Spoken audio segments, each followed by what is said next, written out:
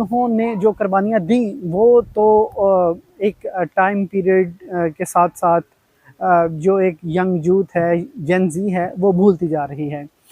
उसकी इज़्ज़त को बहाल रखना उतना ज़्यादा ज़रूरी है। उनकी कहीं न कहीं वजह हम खुद हैं। कुछ ऐसी चीज़ें कर जाते हैं जो कि बाद में पाकिस्तानियों के लिए और पाकिस्तान के लिए शर्मिंदगी का बायस बनती हैं।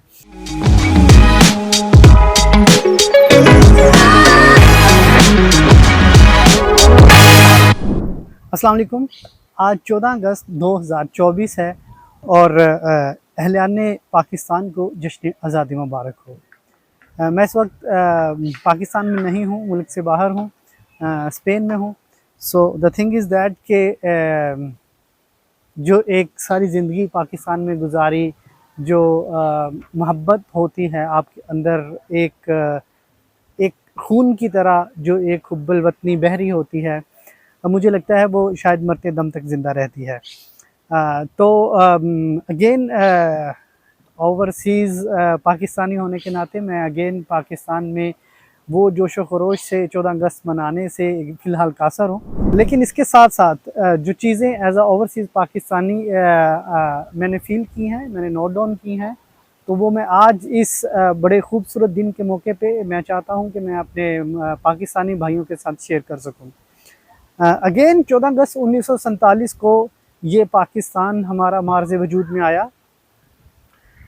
हमारे बुज़ुर्गों ने, हमारे आबा अजदाद ने बहुत सारी कुर्बानियाँ दी इस मुल्क को बनाने के लिए।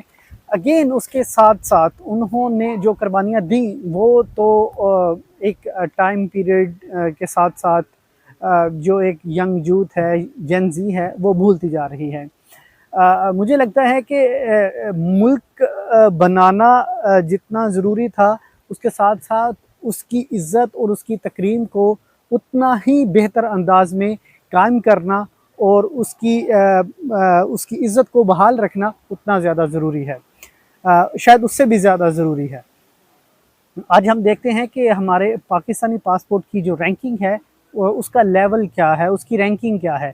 तो अगेन हमें थोड़ी-सी मायूसी देखने को मिलती है कि हमारे पासपोर्ट की उतनी अहमियत और उतनी उसकी इम्पोर्टेंस हमें देखने को नहीं मिलती। तो उनकी कहीं न कहीं वजह हम खुद हैं। एज़ ओवरसीज़ पाकिस्तानी मैंने जितनी भी चीज़ें ऑब्ज़र्व की हैं, वो ये की हैं कि हमारी अपनी करतूतें, मैं ये वर्ड एग्जैक्टली बिल्कुल सूटेबल होगा कि जो हमारी इनफरादी करतूतें हैं, ये बहुत मैटर करती हैं। ये इसलिए मैटर करती हैं क्योंकि हम अपने छोटे से मफाद की खातर, हम अपने छोटे से फ़ायदे की खातर कुछ ऐसी चीज़ें कर जाते हैं जो कि बाद में पाकिस्तानियों के लिए और पाकिस्तान के लिए शर्मिंदगी का बायस बनती हैं।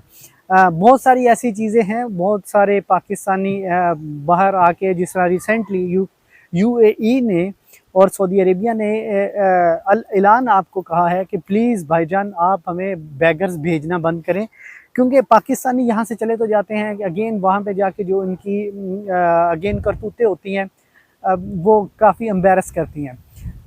दिस इज़ वेरी पैथेटिक कि हमें सोचना चाहिए एज़ अ पाकिस्तानी, पाकिस्तान तो बन गया, अब इसकी इज़्ज़त और तकरीम करना हमारा अपना काम है। हम अपने फ़ायदे के लिए अपने पाकिस्तान को और अपने पाकिस्तानी भाइयों को जो ओवरसीज़ में किसी भी कंट्री में रह रहे हैं, हम उनको नुकसान पहुंचा रहे होते हैं।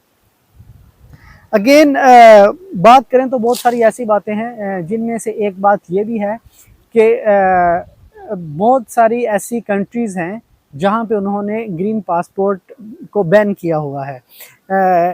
इसकी छोटी सी एग्जांपल मैं देता हूँ। हमारे दोस्त हैं जानने वाले, उन्होंने अप्लाई किया, आई थिंक जर्मनी या फ्रांस, इन दोनों में से कोई एक कंट्री है, उसकी लेबॉर्ट्री का कोई वर्क था। अगेन उस पढ़ने लिखने में हमारा कोई वो नहीं है, हम लाइक हैं, हम compete करते हैं। तो अगेन उसकी सारे डॉक्यूमेंट्स पूरे थे, ईच एंड एवरीथिंग, उसका सीजीपी, उसका रिसर्च वर्क, उसका proposal, each and everything is okay. The thing is that उन्होंने कहा जी कि हम अपनी लेबॉर्ट्री में ग्रीन पासपोर्ट को एंटर नहीं होने देते, हम उनको रिसर्च के लिए जॉब ऑफ़र नहीं करते।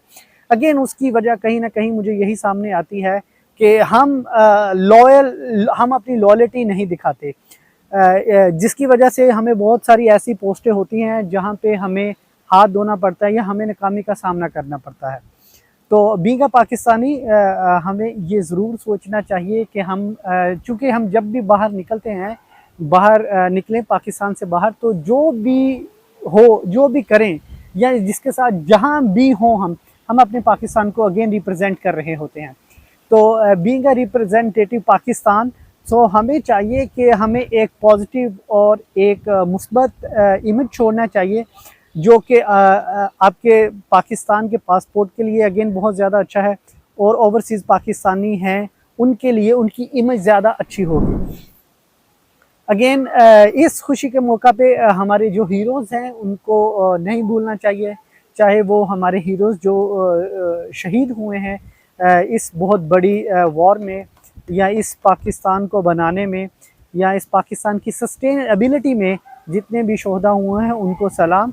और उसके साथ साथ ऐसे हीरो जो पाकिस्तान का एक मुस्बत किरदार उजागर करते हैं, जिस तरह रिसेंटली अरशद नदीम ने ओलंपिक्स में गोल्ड मेडल हासिल किया जेवलिन थ्रो करके।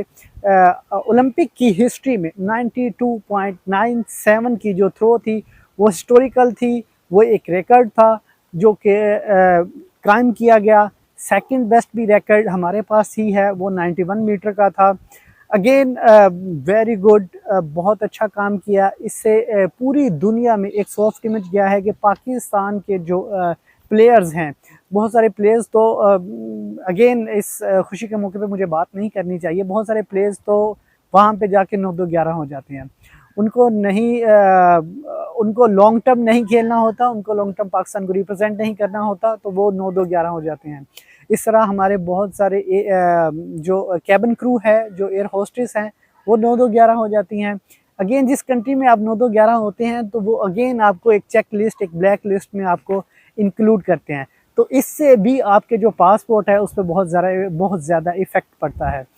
अगेन मैं ये चाहता हूँ कि जितने भी ओवरसीज़ पाकिस्तानी हैं जो पाकिस्तान के बाहर किसी भी कंट्री में अपना काम कर रहे हैं, अपनी कंट्रीब्यूशन डाल रहे हैं, आई वुड लाइक टू से कि आप प्लीज़ इंफरादियत से निकलें, अपने आप का सोचें, ज़रूर सोचें, लेकिन इसके साथ साथ आप पाकिस्तान का ज़रूर सोचें। अगेन बहुत सारी ऐसी चीज़ें हैं जो हमें as a being a Pakistani करनी है। आप सेलिब्रेशन ज़रूर करें, झंडियाँ ज़रूर लगाएं, बाजे ज़रूर बजाएं, रात को कॉन्सर्ट ज़रूर करें, लेकिन इसके साथ साथ जो एक समझने की ज़रूरत है वो मुझे लगता है कहीं ना कहीं वो ये है कि पाकिस्तान का नाम, उसका एक सॉफ्ट इमेज, एक जो ब्रांडिंग इमेज है इंटरनेशनली, उसको बहाल करने की अशद ज़रूरत है। और इस 14 अगस्त के मौका पे मैं अपने सारे पाकिस्तानी भाइयों को आज़ादी मुबारक कहना चाहूँगा। और इसके साथ साथ एक छोटा सा शेर, हमने तो मिट जाना है अर्ज़ वतन, लेकिन तुमको सलामत रहना है क़यामत की सहर होने तक। इसी के साथ मुझे दीजिए इजाज़त। अल्लाह निगहबान। पाकिस्तान जिंदाबाद।